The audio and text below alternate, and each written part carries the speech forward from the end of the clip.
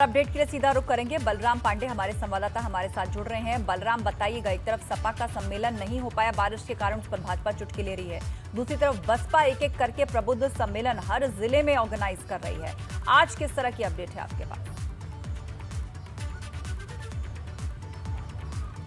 देखिए आस्था, अगर हम बात करें तो आज बसपा का प्रबुद्ध सम्मेलन गौतम बुद्ध नगर में है और ये पूर्व मुख्यमंत्री मायावती का गृह जनपद है। और जिस तरीके से बहुजन समाज पार्टी ने गौतम बुद्ध नगर में अपनी राजनीतिक जमीन खोई है, उसको लेकर के पार्टी लगातार चिंतित रही है। और यही वजह है कि आज जो प्रबुद्ध सम्मेलन बसपा का गौतम बुद्ध नगर में होने जा रहा है वो कहीं ना कहीं बहुत महत्वपूर्ण है, क्योंकि जिस तरीके से 2007 में बहुजन समाज पार्टी की सरकार प्रदेश में बनी थी, उसके बाद लगातार जो दलित, सवर्ण और मुस्लिम तीनों जो मतदाता थे वो गठजोड़ बसपा ने साधने में सफलता हासिल की थी। लेकिन 2012 के बाद से लगातार बसपा से ये तीनों मतदाता छिटकते जा रहे थे और यही वजह है कि लगातार पार्टी की प्रदेश में हार हो रही थी। लेकिन अब ब्राह्मणों को फिर से साधने की कवायद जो है वो जो बसपा के गद्दावर नेता हैं सतीश चंद्र मिश्रा के कंधों पर दी गई है। और यही वजह है कि अब प्रबुद्ध सम्मेलन के जरिए उन सवर्णों को साधने की कोशिश की जा रही है और उन्हें ये बताया जा रहा है कि उनका जो सम्मान है, उनका जो हित है वो बसपा में ही सुरक्षित है। और जिस तरीके से सतीश चंद्र मिश्रा जिले जिले में जा करके प्रबुद्ध सम्मेलन कर रहे हैं, उससे ये कहना गलत नहीं होगा कि कहीं ना कहीं अब फिर से 2007 की राजनीति को लेकर के फिर से अपनी जमीनी हकीकत को तलाशने में बसपा जुट गई है, क्योंकि उसको पता है कि जब तक दलित, मुस्लिम और ब्राह्मण तीनों का गठजोड़ नहीं होगा तब तक बसपा का सत्ता में आना मुश्किल है। और यही वजह है कि इन तीनों के गठजोड़ के लिए यह प्रबुद्ध सम्मेलन किया जा रहा है, क्योंकि जो सवर्ण वोटर था, जो सवर्ण मतदाता था, वो कहीं ना कहीं बसपा से छिटक गया था और उसको भारतीय जनता पार्टी ने अपने खेमे में लाने के लिए कामयाबी हासिल की थी। यही वजह है कि चाहे वो 2014 का चुनाव हो, चाहे 2017 का चुनाव हो, चाहे 2019 का चुनाव हो,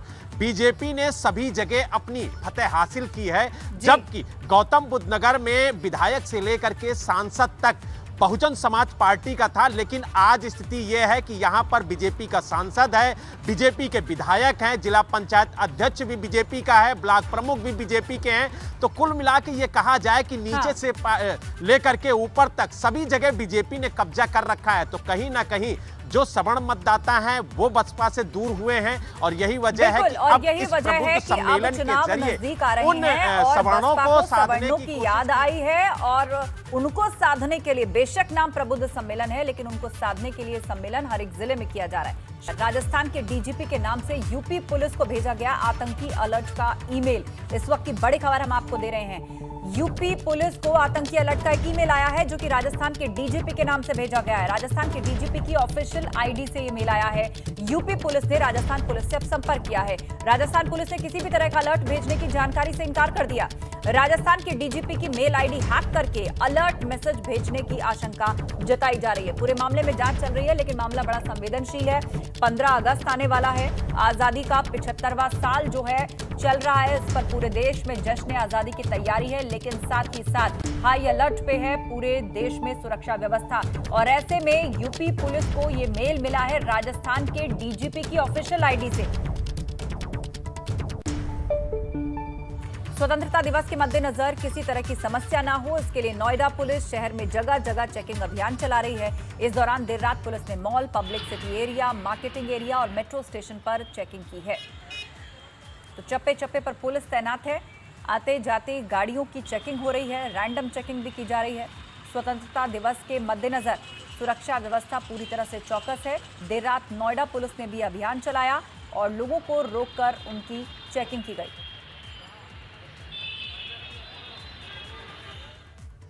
अगली खबर प्रयागराज से। रेप पीड़िता का 2 बार बयान दर्ज करने पर हाईकोर्ट सख्त हो गया है। हाईकोर्ट ने बिना ऑडियो वीडियो रिकॉर्डिंग के दोबारा बयान लेने को कानूनी प्रक्रिया का दुरुपयोग बताया है। हाईकोर्ट ने प्रमुख सचिव गृह और पुलिस महानिदेशक को आदेश दिया है 2 हफ्ते में पुलिस अधीक्षकों को धारा 161(3) की प्रक्रिया का पालन करने की गाइडलाइन जारी करने को कहा है। हाईकोर्ट ने प्रमुख सचिव गृह और पुलिस महानिदेशक को यह आदेश दिया है।